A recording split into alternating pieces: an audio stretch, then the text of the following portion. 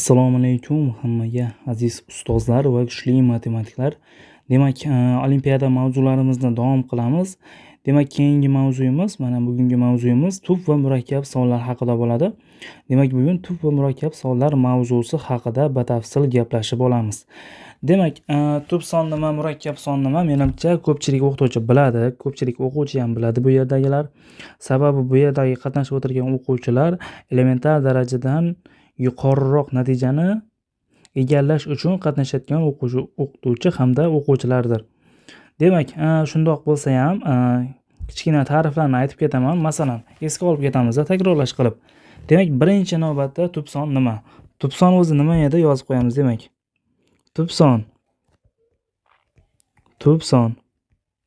Qisqacha aytib ketaman. Tub son faqat o'ziga va birga bo'linadigan son. Demak, faqat o'ziga yozib ketaman, o'ziga.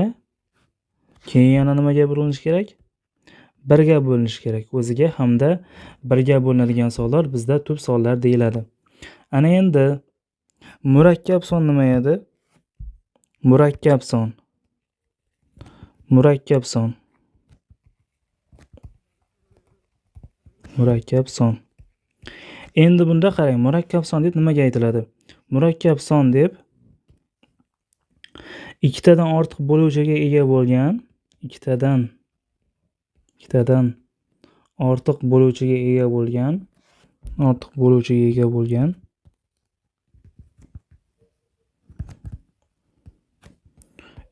bo'lgan songa aytiladi. Ega bo'lgan sonlarga aytiladi. Demak, tub sondan farqi qarang. Buni ikkitadan ortiq bo'luvchisi bor. Tub sonlarda esa faqat ikkita. Xo'p, davom qiladigan bo'lsam, endi bitta teorema aytaman. Bu teorema endi nima deydi? Bizda natural sonlar bor. Natural sonlar cheksizligini bilamiz. Endi bitta teorema bor. Bu teorema endi nima? Demak, yozib qo'yaman. Teorema.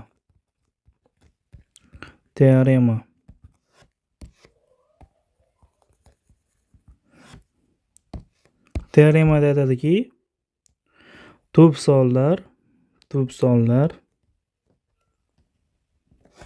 cheksiz. Bo'ldi, teorema tugadi mana shu yerda. Tub sonlar cheksiz. Biz mana shu tub sonlar cheksizligini endi isbotlashimiz kerak. Demak, yozib ketaman, isbot. Demak, isbot, prove. Inglizchada prove. Xo'p, isbotlamoqchi bo'lsam, demak, nima qilaman bu yerda? Tub sonlar cheksizligini. Buni isbotlashni bitta yo'li bor. Faraz qilib olamiz. Biz faraz qilamizki, tub sonlar chekli bo'lsin. Xo'p, chekli bo'ladigan bo'lsa, qarang, eng kichigi masalan P1 bo'ladigan bo'lsa, ko'pincha P bilan belgilanishadi. Tub sonlarning sababi P bilan belgilanishining ham sababi bor. Qarang, yozib ketaman. P bilan belgilanishining sababi, qarang, bu prime degan so'zdan olingan. Prime degani bu tub degani inglizchada. Mana shu uchun bizda P harfini ishlatishadi. Demak, endi qarang, buni isbotlashimiz uchun qarang, o'zimiz faraz qilamiz. Yozib ketamiz, faraz qilamiz. Shuni yozib ketaylik, faraz qilamiz. Tub sonlar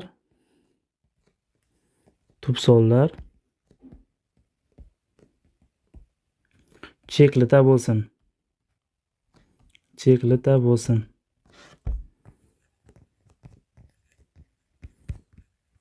Xo'p, cheklita bo'ladigan bo'lsa, eng kichigi masalan P1 bo'lsin, undan kattasi P2, keyin P3 va hokazo ketaversa, eng oxirida masalan eng kattasi PK bo'lsin. Bu chegaralangan. Endi bu yerda eng kichigi P1 bo'lyapti, eng kattasi nima bo'lyapti? PK bo'lyapti. Endi shu joyda qarang, bitta son olaman. Mana bitta A degan son oldim. Bu katta yoki teng bo'ladi PK plus 1 dan. Bu nima degani endi? Bu yerda A murakkab son bo'ladi. Sababi qarang, bitta tub songa 1 ni qo'shadigan bo'lsam, bu qanday son bo'ladi? Murakkab son bo'ladi. Demak, mana bu sonimiz qanaqa son ekan? Murakkab son ekan. Demak, yozib qo'yaman. A soni bu yerda nima qanaqa son bo'lyapti? murakkab son bo'lyapti. Murakkab son. Xo'p, endi masalan shu yerdagilarni masalan P1 ga, P2 ga, hokazo P3 va hokazo PK ga ham 1 ni qo'shganim bu katta yoki teng bo'ladi PK plus 1 dan. Xo'p, keyin bu yerda qarang. Masalan P1 ga ham 1 ni qo'shsam yoki bo'lmasam P2 ga ham 1 ni qo'shsam va hokazo PK ga ham 1 ni qo'shadigan bo'lsam, bularning har biri endi qanaqa son bo'lib ketadi? Murakkab son bo'lib ketadi. Murakkab son bo'lib qoladi. Xo'p, endi mana shu joyda ixtiyoriy 1 ga masalan endi shu joyda mana shu olingan P1, P2, P3 va hokazo PK larni hammasini ko'paytirib ustiga 1 ni qo'shaman. Demak, mana shu yerda nima hosil bo'ladi bu yerda? Mana shu endi ifodani barobar P ga bo'laman. P ga. Endi P ga bo'ladigan bo'lsa, mana bularning ixtiyoriy ichidagi bitta bir hadi bu ham P-inchi hadi. Mana bu ixtiyoriy ko'paytmaning ichida P bor. Demak, bu nima bo'ladi? P ga qoldiqsiz bo'linadi. Mana bu esa bizda nima bo'lmaydi? P ga qoldiqsiz bo'lmaydi. Demak, ya'ni nima keladi bizda? 1 qoldiqsiz bo'linadi P ga. Endi bu yerda qaraydigan bo'lsak, 1 faqat 1 ga ega, demak P faqat 1 bo'lishi mumkin bu yerda. Endi buning ichida nima yo'q? Tub son yo'q. O'zi P teng 1 degani ham tub son emas. Demak, 1 dan boshqa son bo'lmagani uchun bu yuqoridagi farazimizga nima bo'lib qoldi?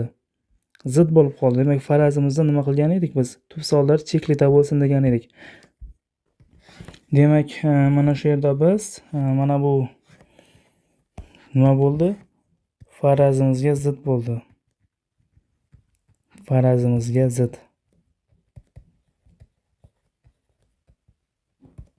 Demak, bu zidligidan nima kelib chiqadi?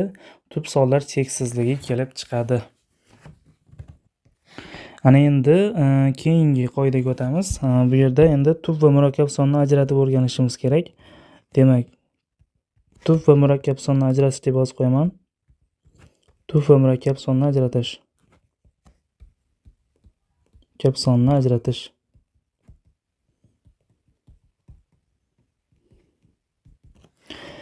Demak, bitta qoida bor.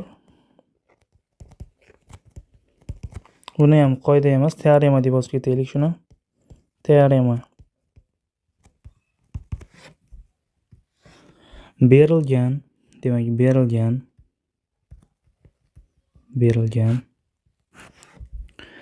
n sonni tub ekanini aniqlash uchun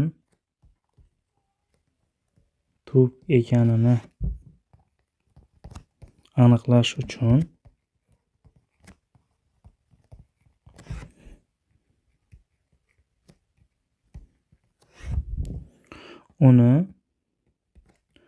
ildiz ostida n sonigacha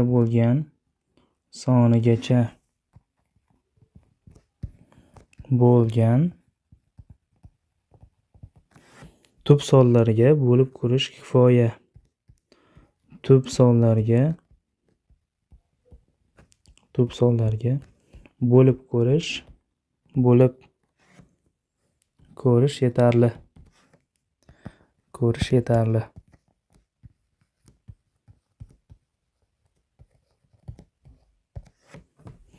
Demak, teoremamizda nima deyapti?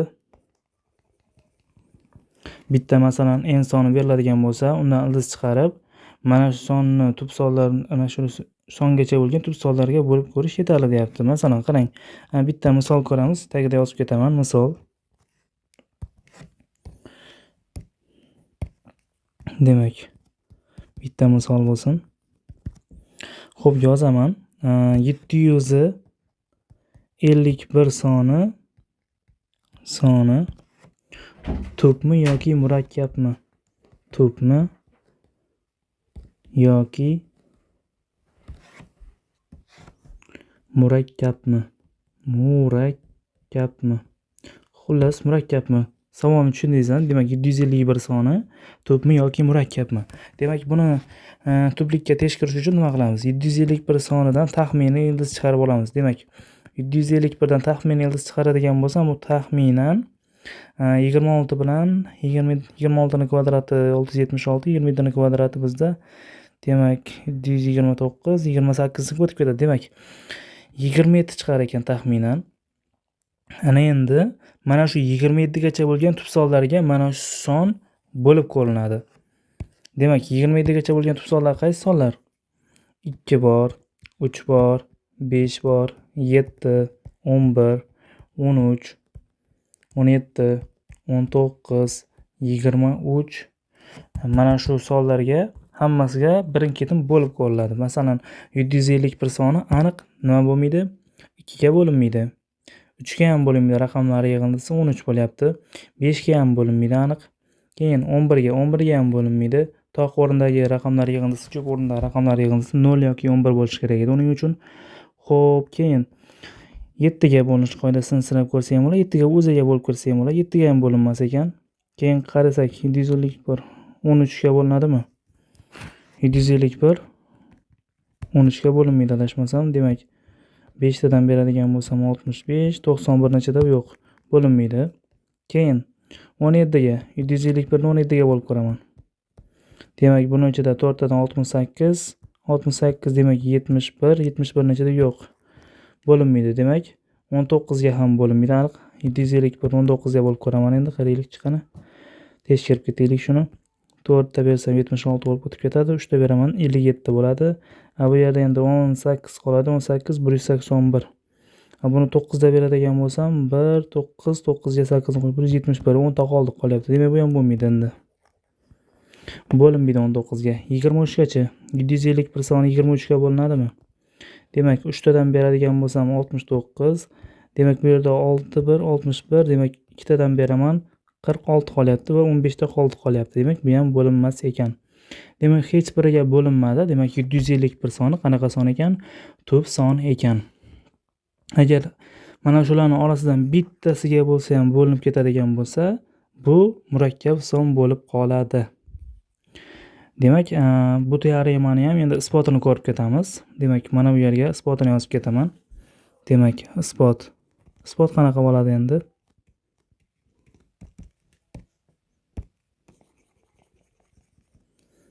Demak, isbotlaymiz buni. O'zi bu yuqoridagi teoremani biroz o'zgartirib aytsa ham yetadi. Masalan, berilgan n sonini tub ekanini aniqlash uchun uni izosi n sonigacha bo'lgan tub sonlarga bo'lib ko'rish yetarli dedik-ku.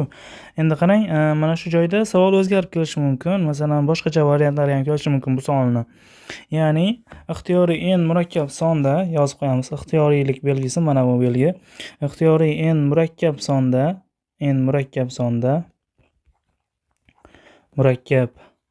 sonda izosida n dan oshmaydigan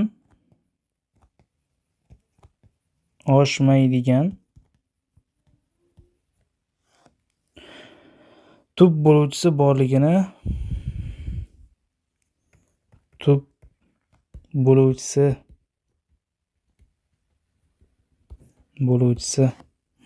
borligini ko'rsating deb kelish ham mumkin.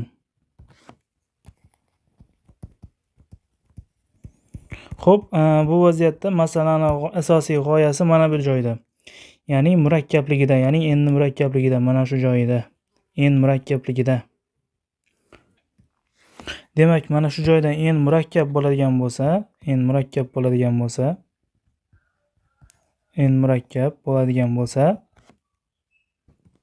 endi mana shu joyda bitta p son olamiz. Mana shu oladigan p sonimiz esa mana shu n ning eng kichik tub bo'luvchisi bo'lsin. N ning eng kichik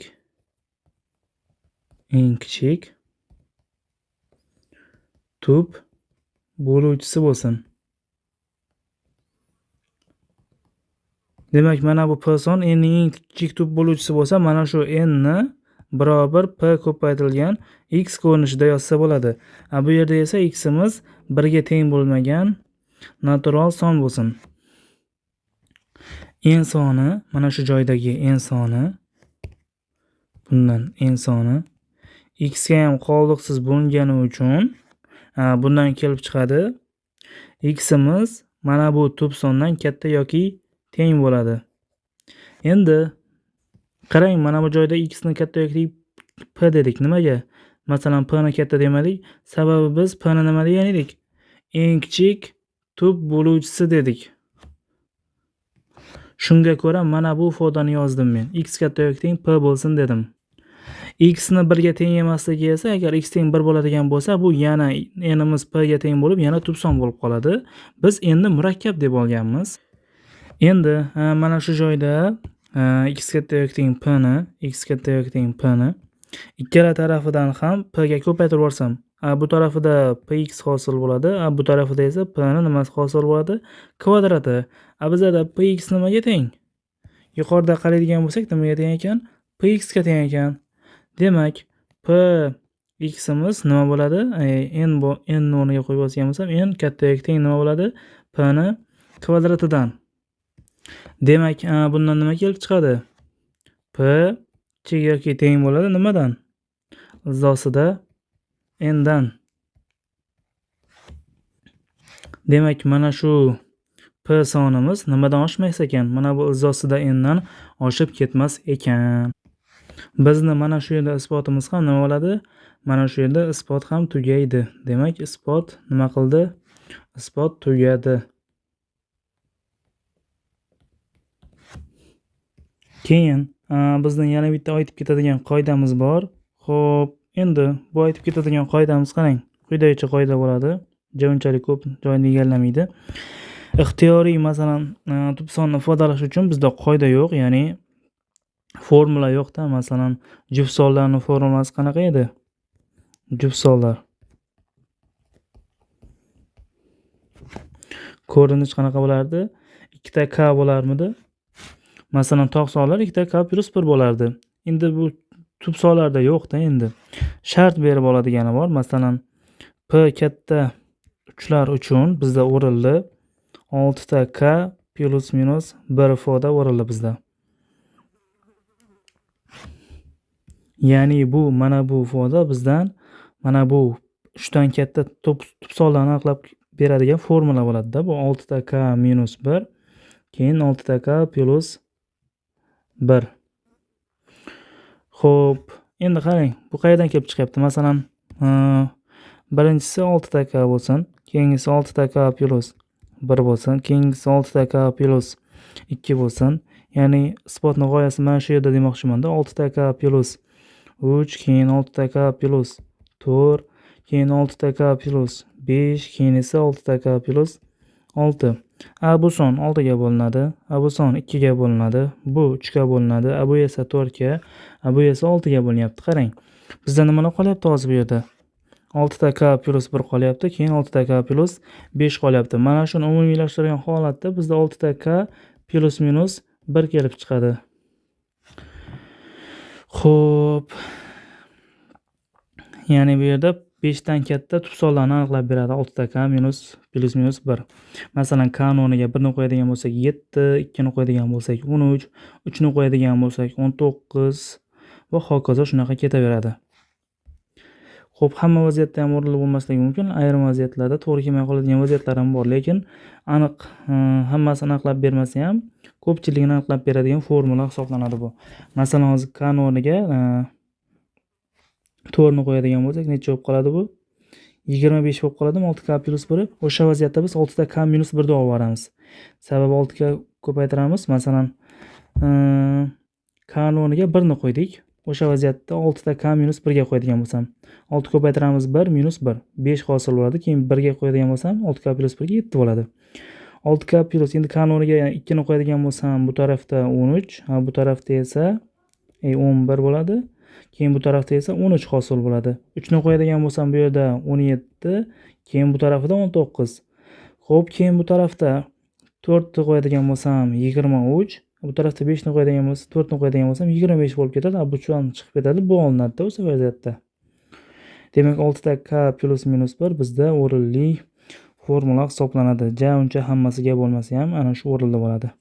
Ana endi bu mavzuni o'rganib bo'ldik. O'zi hamma aytiladigan gaplar aytildi. Hali undan-da murakkab qismlari masalalarda bo'ladi. Endi masalalarda to'ldirib ketamiz-da o'rnini. Ana endi bu mavzuga oid misol va masalalar ko'rishni boshlaymiz. Demak, bizda birinchi masalada nima deyapti? 127 tub yoki murakkab sonmi deyapti. Demak, tekshirib ko'ramiz. Nima qilardik? 127 dan ildiz olaman. Ildiz oladigan bo'lsam, bu taxminan necha bo'ladi? 12 dan kichkina, demak 11 bo'lsin. Demak, 11 gacha bo'lgan tub sonlarga bo'lib ko'rishim kerak bu 127 sonini. 11 gacha bo'lgan tub sonlar 2 bor, 3 bor, 5 bor, 7 bor, 11 bor. Demak, 127 ni birinchi navbatda 2 ga bo'laman. Bu 2 ga nima qilmaydi? Bo'linmaydi. Demak, ikki javoblardan nima qiladi? Chiqib ketadi. Xo'p, endi keyin esa 127 ni nechaga bo'laman? 3 ga bo'laman. 3 ga bo'linadimi? Raqamlar yig'indisi 10 ekan, bo'linmaydi. Keyin esa 127 ni 5 ga bo'laman. Oxir raqami 5 emas, bo'linmaydi. Endi esa 127 ni nechaga bo'laman? 7 ga bo'laman. 7 ga bo'lib ko'radigan bo'lsam ham bo'linmas ekan. Xo'p, keyin 127 ni 11 ga bo'laman. Bu aniq bo'linmaydi. Demak, 5 ta sonda ham bo'linmadi. Demak, bu qanaqa son ekan? 127 soni. Demak, 127 soni bizda tub son ekan. Demak, javobimiz qanaqa bo'ladi? Tub son bo'ladi. Demak, keyingi masalaga davom qilamiz. Xo'p, keyingi masala bizda ikkinchi masala. Xo'p, ikkinchi masalada nima deyapti? Ikkinchi masalada aytayaptiki, n+10 va n+14 sonlari tub son bo'ladigan n tub sonlarni aniqlang deyapti. Xo'p, bu yerda qanaqa yo'ldan foydalanamiz? Demak, qaraymiz. Birinchi galda n teng bir holatni qaraymiz. N teng bir holatda bu nimaga teng bo'lyapti bu? Xo'p, n teng bir holatda. N teng bir holatda bu natijasini qaraydigan bo'lsangiz, mana buni qiymati 11 chiqyapti. Birinchi qiymat, ikkinchi qiymat esa necha bo'lyapti? N teng 1 da 15 bo'lyapti.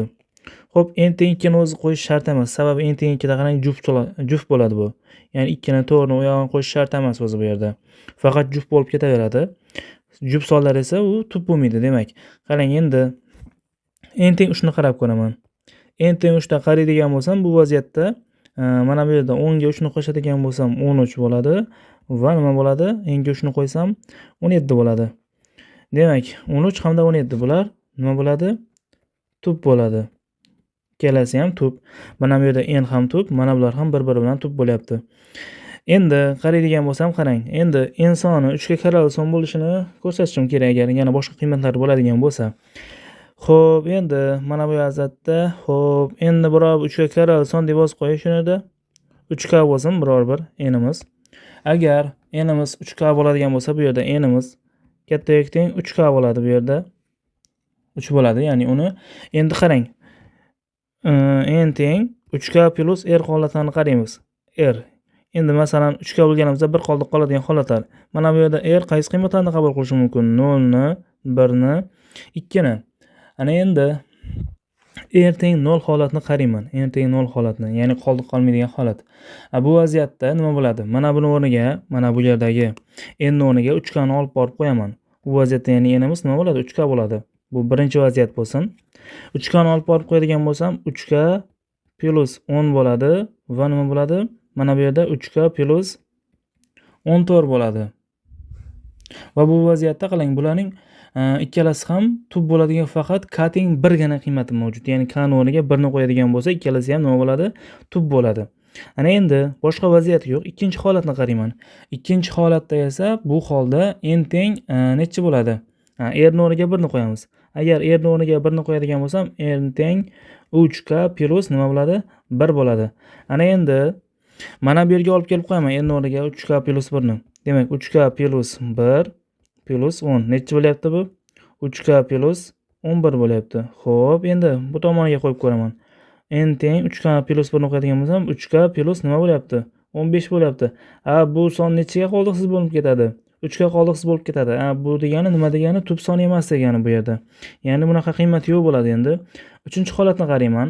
3-holatda endi r ni necha deb olaman? R teng 1 deb oldim mana bu joyda. Ana endi r teng 0 ni ham oldim. R teng 2 holat qoldi. Bu vaziyatda esa endi nima bo'ladi endi? N teng 3k plus 2 bo'ladi. O'rniga olib borib qo'yadigan bo'lsam bu vaziyatda birinchi galdaga qo'yadigan bo'lsa 3k plus necha bo'lib ketadi? 3k plus 12 bo'ladi. Bu son o'zi ketdi o'zi mana shu yerda. Qarang, 3 ga qoldiqsiz bo'linadi. Keyingisiga ham olib borib qo'yadigan bo'lsam 3k plus necha bo'ladi? 16 bo'ladi. Bizda mana bu son 3 ga bo'linib ketdi, ya'ni tub emas. Xo'p, endi bu vaziyatlarda boshqa holati yo'q. O'zi bu bo'linib ketganidan keyin qo'yib ko'rish shart emas. Qonuniga son qiymat. Ana endi bizda qaraydigan bo'lsak, qarang, mana bu ikkala qiymatda nima qildi? 3-bilan 2-holatlarda. Ya'ni n soni 3 ga karrar ekanligini isbotlab qo'ydik. Mana bu ikkita ikkinchi va uchinchi vaziyatlarda. Faqat birinchi holatda r teng 0, n teng 3k vaziyatda mavjud ekan. Unda ham k teng 1 holatda. Boshqa vaziyatida qarang, k ning 2 ni qo'yib, mana bu yerga 6 ni qo'yib, 16 o'zi tub emas, ketdi o'z vaziyatda. Demak, faqat birgina holati bor. U holat qanaqa holat? Demak, n teng 3 ta ekan. Bo'ldi, boshqa qiymati yo'q. N teng 3 ta nima bo'ladi? 13 hamda 17 bo'ladi. Demak, biz mana shu sonni topdik. U ham bitta son 3 ekan. Keyingi masalaga o'tamiz. Keyingi masala bizda 3-masala. Demak, 3-masalada nima deyapti? 4p kvadrat plus 1 va 6p kvadrat plus 1 sonlari tub son bo'ladigan n tub sonni toping. Demak, aytayapti, mana bu ikkalasi ham tub, bu ham tub. Va aytayapti, oxirdagi chiqadigan natija n ham nima bo'lishi kerak? Tub bo'lsin deyapti. Xo'p, bu yerda biroz noto'g'ri ketgan. Bu yerda qarang, p deb yozilgan, bu yerda n qatnashyapti. N emas, endi bu p da bu ham. Mana bu p bo'ladi bizda. Mana shu p tub sonni toping deyapti. Xo'p, bu misolni ishlashda quyidagicha usuldan foydalanamiz. Qarang, barcha 5 ga, barcha natural sonlarni biror bir n deb yozib qo'yadigan bo'lsam, ya'ni 5 ga bo'linadigan son ko'rinishida yozsam, ularni ham 5n plus r ko'rinishida yozib qo'ysam bo'ladi. Bu vaziyatda rimiz nimalardan teng? 0 ga, 1 ga, 2 ga, 3 ga hamda 4 qolishi mumkin. Mana shu holatlarni qabul etadi. Endi shu joyda qarang. Mana shu yerda agar birinchi holat bo'lsin, birinchi holat. Agar r teng 0 bo'ladigan bo'lsa, katta n nima bo'ladi? 5n bo'ladi. Endi mana shu 5n bo'ladigan bo'lsa, mana shu yerda ana endi kichkina n o'rniga son tanlaydigan bo'lsam, masalan n teng 1 ni oladigan bo'lsam, birinchi holatda, xo'p, men p ni tanlayapman. Demak, n ham 5 bo'ladi, katta n, p ham 5 bo'ladi. Demak, p bu 5 tub son bo'ladi. Endi 5 ni yuqoridagilarga qo'yib ko'raman. Demak, 4 ko'paytiramiz, 5 ni kvadrati plus 1, bu necha bo'ladi? 101 bo'ladi. 101 aniq tub son. Demak, keyin 6 ko'paytiramiz, 5 ni kvadrati plus 1. 25 ko'paytiramiz, 6 151 bo'ladi. 151 ham 101 ham jadval bo'yicha qaraydigan bo'lsak, bular ikkalasi ham qanaqa sonlar? Tub sonlar. Shu yerda qaraydigan bo'lsam, mana bu ham tub son bo'ldi, bu ham tub son bo'ldi. Hozircha bizning yechimimizni qanoatlantiradigan mana shu holat bor. Ana endi keyingi holatlarni ko'raman. Endi bizda keyingi holatlari 5n plus necha bo'lsin? 1 bo'lsin. Ya'ni keyingi holatlarda 5n plus 1 larni qo'yib ko'radigan bo'lsam, u holda nima bo'ladi endi? Demak, ikkinchi holat bo'lsin 5n plus 1. Ya'ni biz nimani qo'ydik hozir? R teng 1 ni ko'ryapmiz va bu vaziyatda katta n nima bo'ladi? 5n plus 1 bo'ladi. Xo'p, demak, endi p ni o'rniga olib borib 5n plus 1 ni nimasini qo'yaman? Qavs kvadratini. Demak, mana bu yerda 4p kvadrat plus 1 teng 4 ko'paytiramiz. 5n plus 1 ni qavs kvadrati plus 1 bo'ladi. Buni hisoblaydigan bo'lsak, qarang. Nima bo'ladi bu vaziyatda? Xo'p, qavsdan o'sib chiqadigan bo'lsam, 25 100 ta n kvadrati plus yana nima bo'ladi? 5n plus r deb qo'ysammikin, 1 debmi? Xo'p, shuni hozir Keyingi holatlarni 5n plus r deb yozib qo'yishini hozir. Xo'p, bu vaziyatlarda demak 5n plus r bo'ladigan bo'lsa, xo'p, qavsdan chiqadigan bo'lsam nimalar hosil bo'ladi bu yerda? 100 ko'paytirilgan bizda nima hosil bo'lyapti? Xo'p, 5 ni chiqarib yozib qo'ya qolay shu yerdan. 4 ko'paytiramiz 25 n kvadrati plus necha bo'ladi? 10 ta n r bo'ladi plus r ni kvadrati bo'ladi va plus necha bo'ladi? 1 bo'ladi. Shu ko'rinishda hozircha turib turadigan bo'lsa va bulardan ham qarang, qavsdan chiqadigan bo'lsam, bular ikkalasidan nima chiqib ketadi? 5 chiqib ketadi va nimalar hosil bo'ladi endi? Xo'p, bularni 5 ga bo'linadigan ko'rinishda yozib chiqaman endi. 5, ya'ni 100 dan 5 ni chiqaryapman. Xo'p, nima qoladi bu yerda? 20 ta n kvadrat qoladi. Bu endi 40 ta n r bo'ladigan bo'lsa, bu yerdan 5 ta chiqib ketdi, 8 nima qoladi? n r qoladi. Xo'p, endi qolganlarini alohida yozib qo'yaman. Nima qoladi? 4r kvadrat plus 1 alohida qoldi. Xo'p, endi 6p kvadrat plus 1 ni hisoblab ko'raman. 6p kvadrat plus 1 ni hisoblab ko'radigan bo'lsam, xuddi shunaqa 6p kvadrat plus 1. Mana bu p ni o'rniga yana 5n plus 1 ni olib borib qo'yaman. 4 ko'paytiramiz 5n plus r. Shuni qavs kvadrati plus 1. Xo'p, qaraydigan bo'lsam bu yerda endi 6 ko'paytiramiz 25 n kvadrati plus 10 ta n r plus r ni kvadrati plus 1 bo'lyapti. Endi davom qilib yozadigan bo'lsam, bular ikkalasidan ham 5 ni chiqarib yozadigan bo'lsam, mana bu yerda 150 dan 5 ni chiqaradigan bo'lsam, nima qoladi qavs ichida? 30 ta n kvadrat qoladi. Xo'p, plus mana bu yerdan 60 dan 5 ni chiqaradigan bo'lsam, 12 ta nr qoladi va bu yerdan ham 6r kvadratni 5r kvadrat plus r deb yozib olsam ham bo'ladi. Xo'p, 6 ta r kvadrat. Xo'p, mana shu joyda qavsni yopib, mana bu yerga 6 ta r ni kvadratni yozamiz va plus 1 deb yozib qo'yaman. Endi qarang, bu yerda biroz joy qolmadi. Qo'shimcha varaq qo'shib bo'lmasa kerak bu yerda. Xo'p, orasiga qo'shib bo'lmaydi. Mana bu misolni xo'p, shuni davomini yozib ketaman. Bu misolni ham keyin yozaman. Qarang, buning yechimiga kirmaydi faqat. Qarang, bu yerda 4p kvadrat plus 1 ning qiymatlari, ya'ni 4r kvadrat 4 ta r kvadrat plus 1. Xo'p, 4r kvadrat plus 1 qolyapti. Mana bu yerda qarang. Mana bu 5 ga bo'linadi, mana bu qismi. Mana bu yerdagi mana bu qismi 5 ga bo'linadi. Bu tarafda 4r kvadrat plus 1 qolyapti. Bunda ham mana bu qismi 5 ga bo'linadi. Bu vaziyatda 6r kvadrat plus 1 qolyapti. Endi mana shu joyda 4r kvadrat plus 1 da r ni o'rniga nimani qo'ysam? 1 ni qo'yadigan bo'lsam, u vaziyatda nima bo'ladi? 5 ga tengligi kelib chiqadi bu vaziyatdan. Ifodaning qiymati. Xo'p, keyin r ni o'rniga nechini qo'ysam? R ni o'rniga 2 ni qo'ya olamanmi? 2 ni qo'ya oladigan bo'lsam, 16, 17. Demak, shu holatda ifoda qiymati 5 chiqib, 5 ga bo'linadigan qiymat qabul qoladi u yerda. Keyin keyingi holatlarda 4r kvadrat plus 1. Endi bu yerda r ni o'rniga 4 ni qo'yaman. Sababi qarang, 4 ni qo'yadigan bo'lsam, necha chiqadi buni qiymati?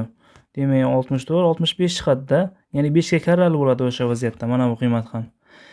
Endi 6r kvadrat plus 1 ni qarayman. 6r kvadrat plus 1 da qaraydigan bo'lsam, endi r ni o'rniga nechalar qoldi? 2 qoldi. R ni o'rniga 2 ni qo'yadigan bo'lsam 24, yana 25.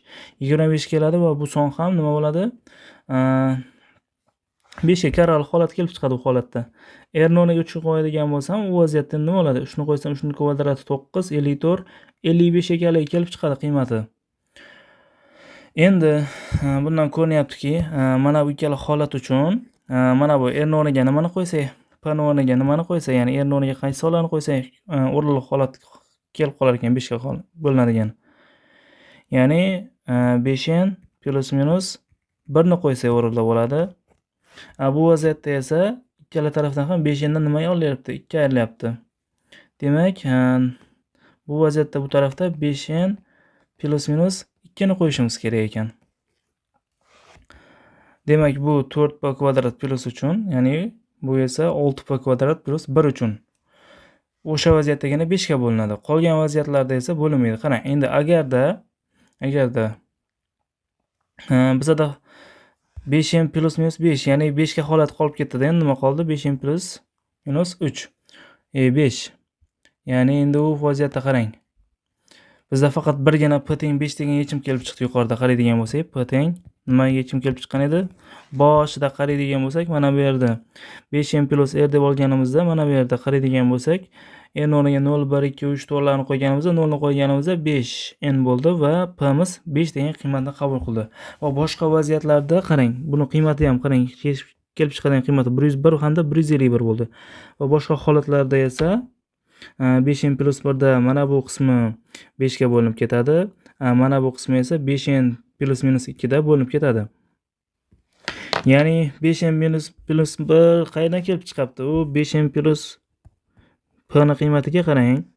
Mana bu masalan 4p kvadrat plus 1 midi? P ni o'rniga agar 5n plus 1 ni keyin esa 5n plus 4 ni qo'yadigan bo'lsak, mana shu ikkalasini umumiylashtirib 5n plus minus 1 deyapmiz. Mana shu yerdan kelib chiqyapti. Bu esa 5n plus minus 2 qayerdan kelib chiqyapti? Biz nimani qo'ydik? 5n p ni o'rniga plus 2 ni qo'ydik. Keyin esa p ni o'rniga 5 ta n plus nechani qo'ydik? 4 ni qo'ydik. Bu ikkalasidan esa 2 emas 3 ni qo'ydik bu yerda. 4 ni emas 3 ni deganim. Bu ikkalasidan esa nima kelib chiqadi? P ni o'rniga 5n plus minus 2 ni qo'yadigan bo'lsak, ifoda 5 ga bo'linib ketadi. Demak, faqat 5 ga bo'linmaydigan holati p teng 5 da qoldi-da, mana bu yerda tub bo'ladigan qiymati. Demak, birinchi holatdagina faqat p teng 5 qiymati mavjud ekan. Demak, p deb sonini toping degan edi. Demak, javob p teng necha bo'lyapti?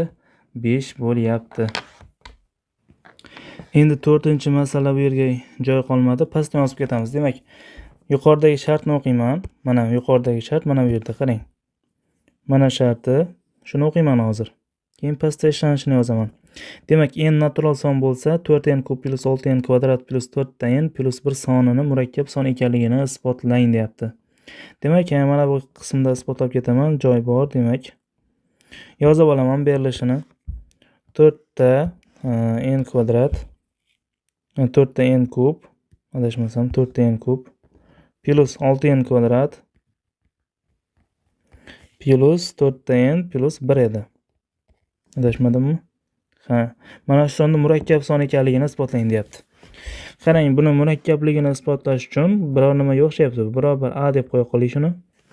Endi ikkala tarafisiga ham qaraydigan bo'lsam, n ni 4-sini qo'shaveraman. Nimaga qo'shdim mana shu n ni 4-sini? Sababi mana bu tarafdagi ifoda n plus 1 ni nimasi bo'lyapti? 4-chisi bo'lyapti. Teng bo'lyapti a plus n ni 4-chisiga. Endi mana shu joyda a ni topib olaman. A ni topib oladigan bo'lsam, n plus 1 ni 4-chisi plus nima bo'lyapti?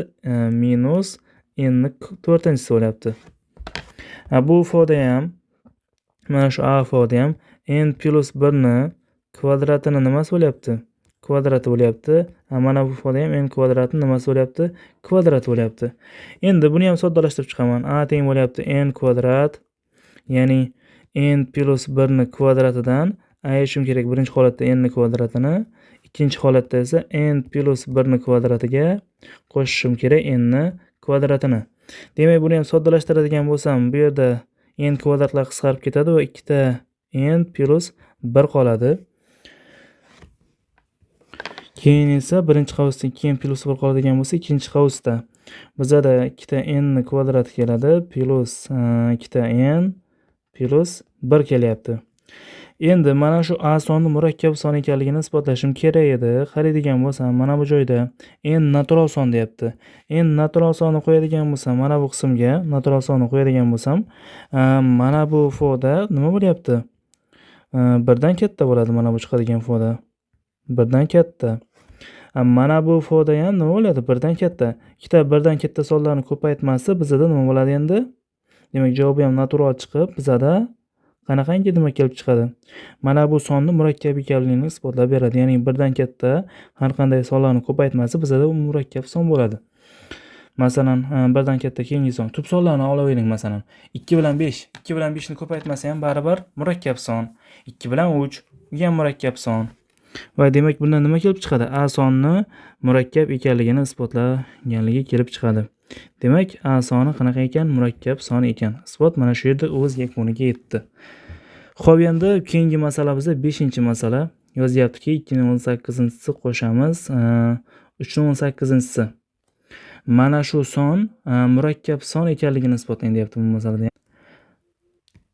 Demak, bu son murakkab son ekanligini isbotlash uchun ko'paytuvchiga ajratish ham yetarli bu yerda.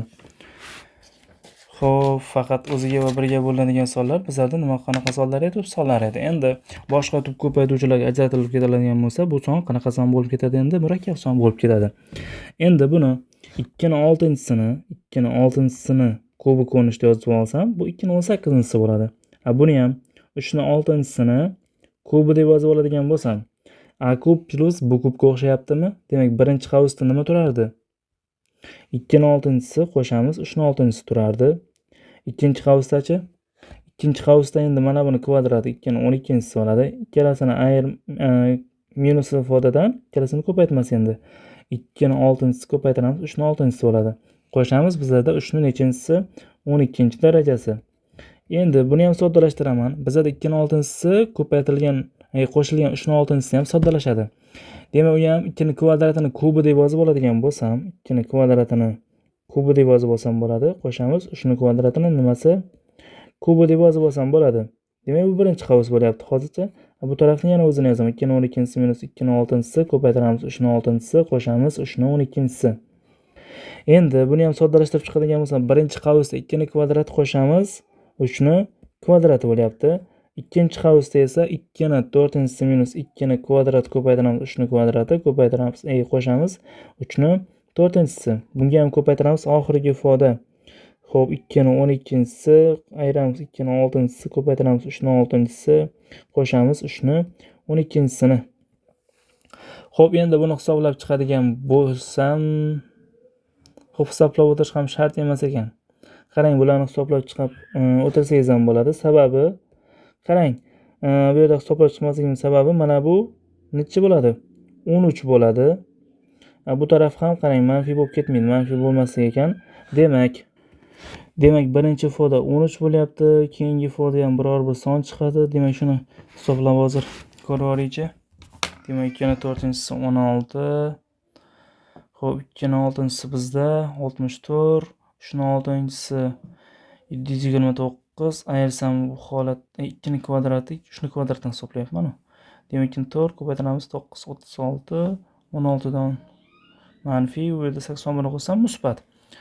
Demak, ikkinchi ifoda qarang, 81 dan 36 ni ayirsam, xo'p, 50 nechidan chiqsa keyin 81 chiqar ekan. 13 ko'paytiramiz 61 deganim 61 chiqadi. Ko'paytiramiz, keyingi ifoda endi biroz kattaroq son chiqadi. Hisoblab ko'rasiz o'zingiz. O'zi bu yerda qarang, ko'paytuvchiga ajraldi. Bu tarafini barobar b deb yozib qo'ysam ham bo'laveradi.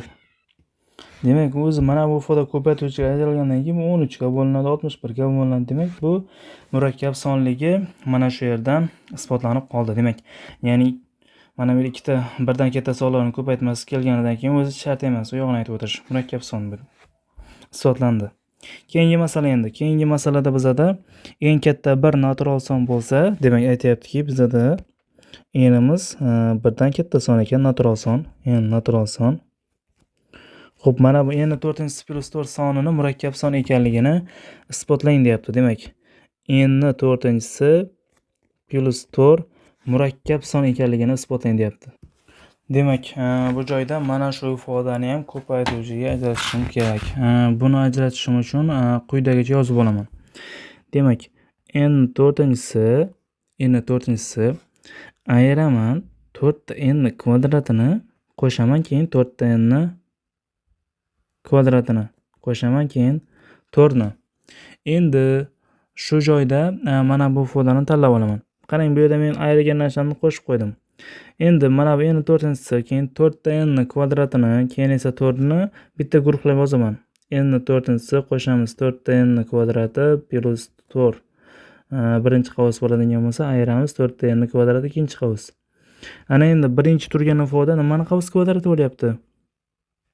n kvadrati plus 2 ta nimani? n qavus kvadratimi? 2 ni ekan, 2 ni qavus kvadrati bo'lyapti. Ayiramiz, nima bo'lyapti? 2 ta n qavus kvadrati bo'lyapti. Buni ham ko'paytiruvchiga ajratib yozadigan bo'lsam, n kvadrat minus 2ta n plus 2 bo'lyapti. Birinchi qavs, ikkinchi qavs n kvadrat plus 2ta n plus 2 bo'lyapti. Bu ifodani ham quyidagicha yozib olaman. N kvadrat minus 2ta n plus 1 ko'rinishda, keyin yana 1 ni qo'shaman. Xo'p, ikkinchi qavsda n kvadrat qo'shamiz 2ta n plus 1 yana plus 1. Mana bu joydagi ifoda endi nima bo'lyapti bu? N minus 1 ni qavs kvadrati bo'lyapti. Mana bu esa n plus 1 ni qavs kvadrati. Demak, n minus 1 ni qavs kvadratiga qo'shaman 1 ni, birinchi qavs bu. Ko'paytiramiz. N plus 1 ni qavs kvadratiga qo'shamiz nechini? 1 ni. Endi shu joyda bizada bitta shart bor edi. N'imiz 1 dan katta natural son edi. Endi mana bu joyga 1 dan katta natural sonni qo'yadigan bo'lsa, mana bu ifoda 1 dan katta bo'lyapti. Keyin esa mana bu yerda ham n natural son bo'lgani uchun 1 dan katta natural sonni qo'yadigan bo'lsam, o'zi bu son ham nima bo'ladi? 1 dan katta ifoda bo'ladi. Demak, ikkita 1 dan katta ifodalarning ko'paytmasi bizada nima bo'lardi? Murakkab son bo'lardi. Demak, n ni 4-inchisi plus 4 soni qanaqa son ekan? Murakkab son ekan. Demak, murakkab son ekanligi nima qilindi? Isbotlandi. Xo'p, 6-masala ishlandi. Endi 7-masala. 7-masalada aytayaptiki, bizada demak p plus 5 va p plus 10 sonlari bir vaqtda tub son bo'la olmasligini isbotlang deyapti. Ana endi ikkalasi ham bir vaqtning o'zida tub bo'la olmasligi kerak ekan. Ya'ni masalan bittasi tub bo'ladigan bo'lsa, ikkinchisi tub bo'lmasligi kerakligini isbotlash kerak bo'lyapti. Bu yerda bitta fikrlash ham yetarli. Qarang. Biz p ni o'rniga nimani qo'ya olmaymiz? 1 ni qo'ya olmaymiz. Sababi 1 tub son emas. Endi p ni o'rniga yana qaysi sonlarni qo'ya olmaymiz? 5 tub sonni qo'ya olmaymiz. Sababi mana bu ikkalasi ham murakkab son bo'lib ketadi, bo'linadigan. Endi p ni o'rniga qanaqa sonlarni qo'ya olmaymiz? Tog' sonlarni hammasini qo'ya olmaymiz ekan. Sababi mana bu yerga p ni o'rniga tog' sonni qo'yadigan bo'lsam, mana bu qismi qanaqa son bo'lib ketadi? Murakkab son bo'lib ketadi. Keyin yana qaysi holatlar? Masalan, xo'p, endi juft sonlardan ikkini qo'ysam, u juft sonlarni ham qo'ya olmayman. Sababi qarang, 2 yoki 4 ni, 6 ni shularni qo'yib chiqadigan bo'lsam, mana bu qismi ham qanaqa son bo'lib ketadi? Murakkab son bo'lib ketadi. Demak, bittasi tub bo'lsa, ikkinchisi nima bo'lyapti? Murakkab bo'lyapti. Demak, qarang, bularni quyidagicha ko'rinishda umumiy holatda yozsam bo'ladi. Qarang, agar p teng 2 ni oladigan bo'lsam, bu vaziyatda p plus 10 necha bo'ladi? 12 bo'ladi. Endi xo'p, agar faraz qilamizda, qarang, agar 2k plus 1 soni, 2k plus 1 soni tog' tub son bo'lsin. Endi tog' tub son bo'ladigan bo'lsa, endi p ni o'rniga qo'yib ko'raman mana shu yerda. 2k plus 1 ni qo'yib ko'radigan bo'lsam, birinchi holatda p plus 5 bo'lyapti. Demak, 2k plus 1 ni olib kelib qo'yadigan bo'lsam, bu yerda 5 ni ham qo'shadigan bo'lsam, nima bo'ladi? 2k plus 6 bo'ladi va bu qanaqa son bo'ladi? Murakkab son bo'ladi. Ya'ni ko'paytiramiz, k plus nimani chiqarib olyapman? 3 nimi? Demak, mana bu qism qanaqa son bo'lib qoldi? Endi 2 ga ko'paygandan keyin murakkab son bo'lib qoldi. Demak, bir vaqtda tub bo'la olmasligi mana shu yerdan isbotlanib qoldi. Ana endi 8-masalaga o'tamiz. 8-masala bizada 2 ning n-si minus 1 hamda 2 ning n-si plus 1 sonlari bir vaqtda tub son bo'la olmasligini isbotlang deyapti. Xo'p, bu yerda qarang, n teng 1 uchun qara olmaymiz. N teng 1 da qarang, nima bo'lyapti? 2 ning n-sidan 2 ning 1-si minus 1 va hamda nima bo'lyapti? 3 bo'lyapti. Xo'p, o'zi bir vaqtda tub ham emas, lekin qarang, mana bu joyda 1 tub ham emas, murakkab emas. Shuning uchun ana endi keyingi holatlarni qaraymiz-da, ya'ni bu yerda n katta 2 dan holatlarni qaraymiz. Xo'p, mana bu n katta 2 bu boshqa misol ekan. Qarang, bu yerda nima qilamiz? Qarang, 1 qo'yganimda 1 bilan 3 bo'ldi. Keyin xo'p, n teng 2 ni ham qarab ketamiz. N teng 2 da nima bo'ladi? Xo'p, 2 ni olib borib qo'yadigan bo'lsam 3 bo'ladi, bu tarafga esa 5 bo'ladi. Demak, n teng 2 qanotlantiradi. Xo'p, buni isbotlang deyishi uchun qarang, n katta 2 degan shart berish kerak edi. Mana shunda isbotlanadi bu. Qarang, eng ikkidan katta holatlarni isbotlab ko'ramiz. Eng ikkidan katta holatlarda bunaqangi sonlarimiz biror bir 3q plus l ko'rinishda yozsa bo'ladi. Xo'p, endi bu vaziyatda r o'rniga qaysi sonlarni qo'ysa bo'ladi? R teng 0 ni, keyin 1 ni, keyin 2 ni. Endi shularni holatlariga bo'lib chiqadigan bo'lsam, birinchi holatda, demak, birinchi holda xo'p, ikkita 2 ni yanisi 3 ga teng bo'lishi mumkinmi? Hech qachon teng bo'lishi mumkin emas. Sababi 2 ni hech qanday darajada 3 ga bo'linmaydi. Xo'p, ikkinchi holatda esa 2 ni yanisi 3q plus 1. Bunga endi teng bo'la oladimi? Xo'p, bu vaziyatda 2 ni yanisi minus 1 deydigan bo'lsam, bu 3 qga teng bo'lyapti. Bu yerda q teng 1 da nima bo'lyapti? Q teng 1 bo'ladigan bo'lsa, demak 2 ni yanisi minus 3 minus 1 teng 3 bo'lyapti. 2 ni yanisi minus 1 teng 3. Bundan n teng necha keladi? 2 keladi.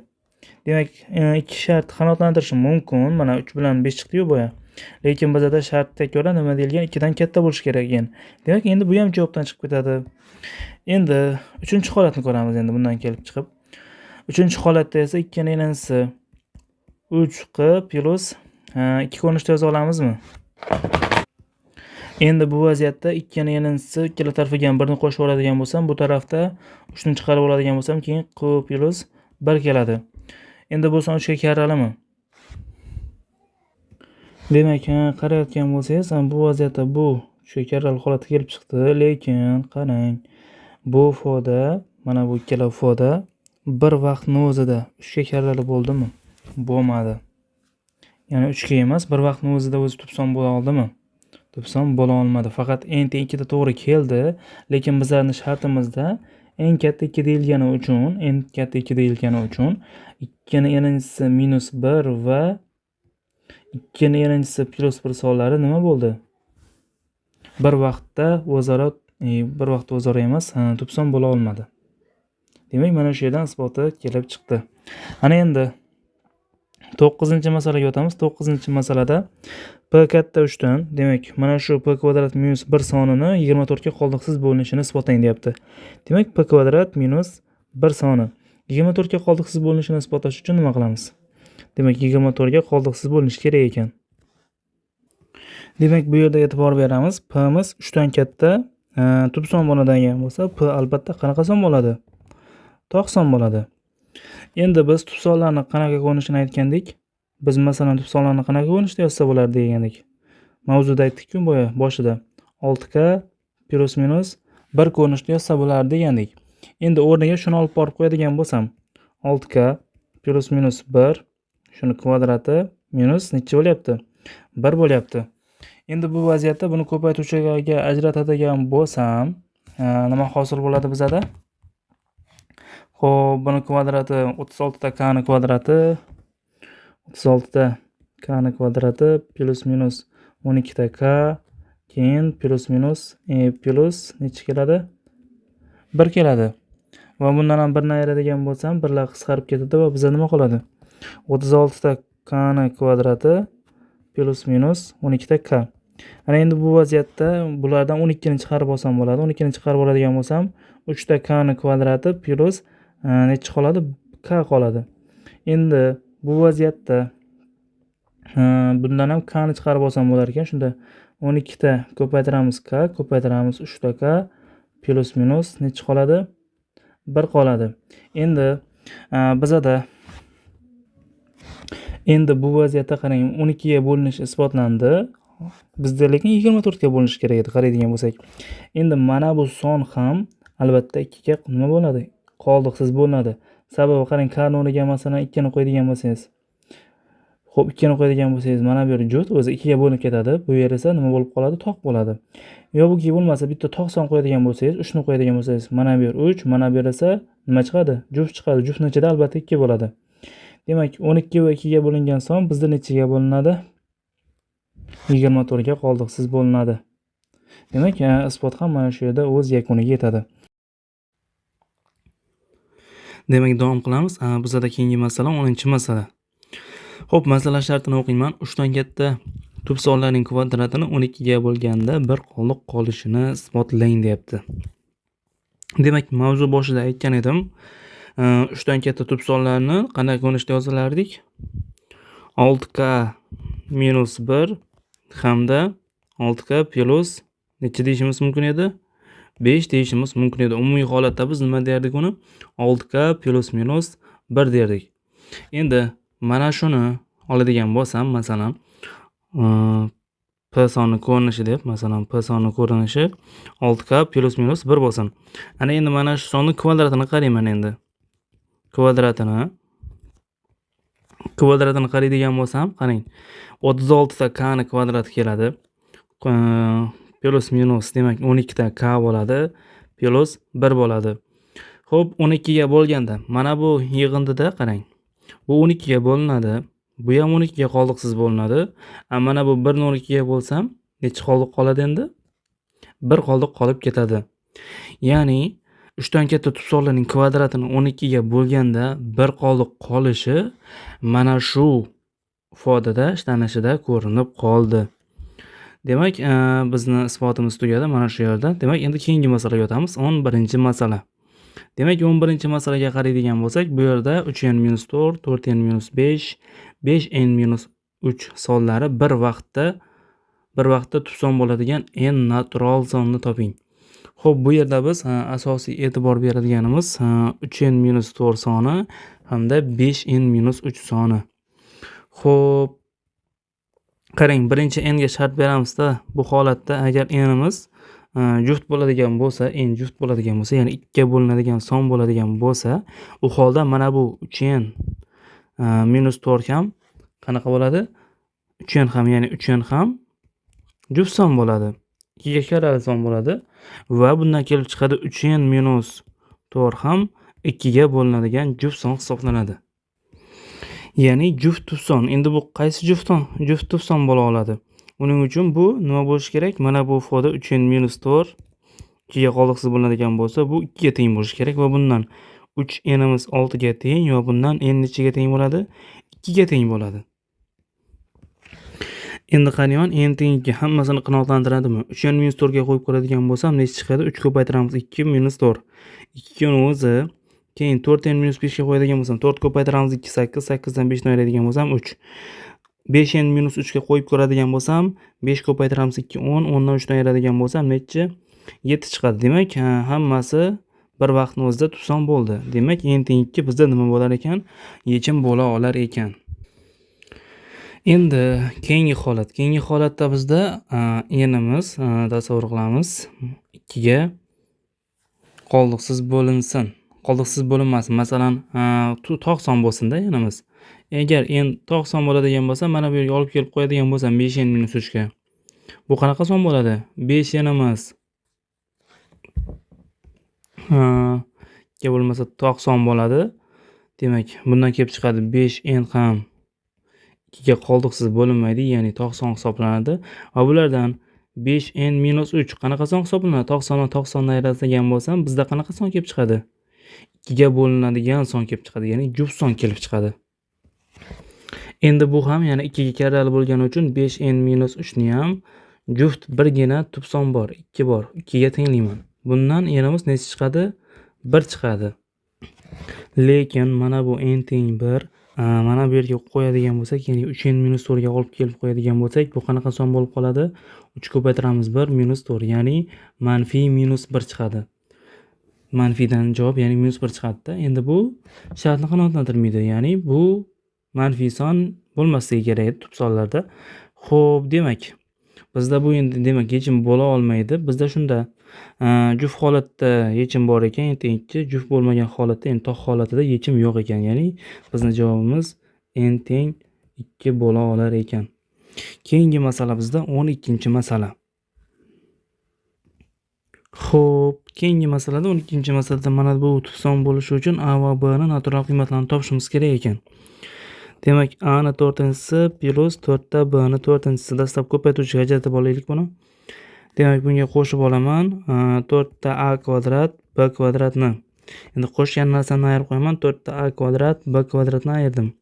Ana endi bu yerda qaraydigan mana bu ifoda bizda a kvadrat qo'shamiz ikkita b kvadratni qavs kvadrati bo'lyapti. Va ayiramiz bundan ikkita a b ni qavs kvadratini. Buni ham ko'paytuvchiga ajratib yuboradigan bo'lsam, a kvadrat minus ikkita ab keyin qo'shamiz ikkita b ni kvadratini. Xo'p, qavsni beklaymiz. Ikkinchi qavs a kvadrat qo'shamiz ikkita ab plus ikkita nima bo'ladi yana? B ni kvadrat hosil bo'ladi. Endi mana shu ifodani ham yana ko'paytuvchiga ajratishda davom etamiz. Qarang. Bu joyda bunaqa qilamiz. Mana buni a minus b ni kvadrati qo'shamiz b ni kvadrat ko'rinishida yozsam bo'ladi. Ikkinchi qavsdagi ifodani esa a plus b ni qavs kvadrati plus b ni kvadratda ko'rinishida yozsa bo'ladi. Endi bizda a va b ning natural qiymatlari deyilganda faqat qarang. Demak, a bilan b natural bo'ladigan bo'lsa, mana bu yig'indalar ham nima bo'lishi kerak? Albatta birdan katta bo'ladi. Xo'p, endi mana shu katta bo'lgandan keyin demak, mana bu a ni 4-inchisi plus b ni 4-inchisi, 4b ni 4-inchisi bizada tub bo'lishi uchun a minus b ni kvadrati, a minus b ni kvadrati, a minus b ni kvadrati qo'shamiz b ni kvadrati 1 ga teng bo'lishi yetarli. Bu ifoda birdan katta, bu esa 1 ga teng bo'lishi yetarli. Xo'p, demak, bu holat endi qachon bajariladi? Bu holat mana bu ikkalasi kvadrat teng bo'lishi uchun a bilan teng b ga, b ham nimaga teng bo'lishi kerak? Bular uchalasi ham 1 ga teng bo'lishi kerak. Agar 1 ni qo'yadigan bo'lsam 1 chiqadi bu yerdan. Bu savollar esa masala shartini qanoatlantiradi. Demak, a bilan b teng 1 ekan javobi. Masalaga ham qo'yib ko'radigan bo'lsak, mana ga 1 ni 4-inchisi bo'ladigan bo'lsa, qo'shamiz 4 ko'paytiramiz, 1 ni 4-inchisi yana. Nech chiqadi? 1 qo'shamiz 4, bizda ifoda 5 chiqadi. Demak, xo'p, demak, bizda keyingi masala 13-masala, bu yerda 12-masala deyilgan ekan. Xo'p, masala shartini o'qiyman. 3 ta tub sonlarning ko'paytmasi ularning yig'indisidan 5 marta katta bo'lsa, bu sonlarni toping deyilgan ekan. Xo'p, izlanayotgan tub sonlarni yozib qo'yaman. A, B, C bo'lsin. Bular qanaqa son? Tub son, uchalasi ham. Endi ularni ko'paytmasi deyapti. Uchalasini ko'paytmasi nimaga teng deyapti? Yig'indisidan 5 marta katta. Demak, yig'indisini 5 ga ko'paytiradigan bo'lsam, ikkala taraf nima qiladi? Tenglashadi. Ana endi bizlarda A, B, C tub sonlar bo'lsa, ulardan biri 5 ga bo'linadi. Ya'ni 5 ga teng ularning ixtiyoriy bittasi. Ya'ni boshqa tub son yo'q. Mana bu tarafi karrali bo'lganidan keyin 5 ga, mana bu tarafda bittasi ixtiyoriy kamida bittasi 5 ga karrali bo'ladi. Demak, C ni masalan 5 deb oladigan bo'lsam, nima bo'ladi bu tarafda? 5ab qoladi. Xo'p, bu tarafda esa 5 ko'paytirilgan a plus b qo'shilgan nima turadi? 5 turadi. Ana endi bu yerda 5 larni qisqartirib yuboradigan bo'lsam, a ko'paytiramiz b, bu tarafda a qo'shuv b qo'shuv necha bo'ladi? 5 bo'ladi. Ana endi a bilan b ni chap tarafga o'tkazaman. ab minus a minus b. Xo'p, teng bo'lyapti 5 ga. Ana endi bu tarafga ikkala tarafiga ham 1 ni qo'shaman. 1 ni qo'shadigan bo'lsam, xo'p, AB minus A minus B minus plus 1 bo'lsin. Bu tarafga 1 ni qo'shadigan bo'lsam 6. Endi mana bu ikkalasidan A ni chiqarib olaman. A ni chiqarib yuboradigan bo'lsam, nima qoladi? B minus 1 qoladi. Keyin mana bu yerdan esa minusni yana chiqarib oladigan bo'lsam, B minus 1 qoladi. Bu ham nimaga teng bo'ladi? Yana 6 ga teng bo'ladi. Endi ikkalasidan ham b minus 1 ni chiqarib olsam bo'ladi. B minus 1 ni chiqarib oladigan bo'lsam, bu yerda nima qoladi endi? A minus 1 qoladi. Bu ham 6 ga teng. Xo'p, bizda mana bu 1 bo'lishi mumkin, mana bu necha bo'lishi mumkin endi? 6 bo'lishi mumkin. Xo'p, nimaga 2 bilan 3 demadim? 2 bilan 3 ni oladigan bo'lsam, masalan, A minus 1 ni 3 ga tenglaydigan bo'lsam, bu vaziyatda A'miz 4 chiqib, tub son bo'lmay qoladi. Shuning uchun olmadim buni. Demak, b minus 1 ni 1 ga tenglaydigan bo'lsam, bu yerdan kelib chiqadi b 2 ga teng bo'ladi. Mana bu yerdan a minus 1 ni 6 ga tenglaydigan bo'lsam, bu yerdan kelib chiqadi a miz nechiga teng? 7 ga teng bo'ladi. Xo'p, endi qarang, bu yerda javoblar nima bo'lyapti hozir? Xo'p, A teng 7 bo'lyapti, B teng 2 bo'lyapti, S teng necha bo'lyapti? 5 bo'lyapti. Endi shu joyda biroz fikrlashimiz kerak. A teng 7, B teng 2, S teng 5. Boshqa qiymati yo'qmi? Boshqa qiymati bor. Faqat o'zi takrorlanadi. Qarang. Mana bu yerda biz S'ni o'zimiz xohlagan holda 5 deb ketdik. A ni ham olsak bo'lardi mana bu yerda. 5 deb. B ni ham olsak bo'lardi 5 deb. Demak, qarang, masalan, A teng endi 5 bo'ladigan holati bor. A teng 2 holati ketib bo'lish holatlari bor-da, endi o'rni almashtirish mumkin-ku. Xo'p, A teng 5 bo'lgan vaziyatda B teng 5 bo'lishi mumkin. S teng B teng 5 emas, B teng 7, S teng 2 bo'lishi mumkin. Keyin B teng mana bu yerda 5 bo'lishi mumkin, S esa necha bo'lishi mumkin? 7 bo'lishi mumkin. Mana shunaqangi 3 ta holati bor kombinatsiya holatida. Olimpiadada kelganida siz faqat mana bu A teng 7, B teng 2, S teng 5 deb yozib qo'yadigan bo'lsangiz, o'zi anchagina ballingizni olib ketadi. Mana bu holatlarni ham yozib qo'yishingiz kerak bo'ladi. Demak, mana shu joyimizda biz darsimizga yakun yasaymiz. Boshqa misolimiz qolmadi. Demak, bugun 13 ta masala ko'rdik. Tub va murakkab sonlar mavzusiga oid. Mavzuda isbotlar ham, teoremalarni ham isbotladik. Xo'p, menimcha mavzu hammaga tushunarli bo'ladi degan umiddaman. Xo'p, demak, mavzuga oid endi uyga vazifa tashlab qo'yaman. Mana shu uyga vazifani ham tayyorlab, xo'p, ustozga yo'llab qo'yasiz.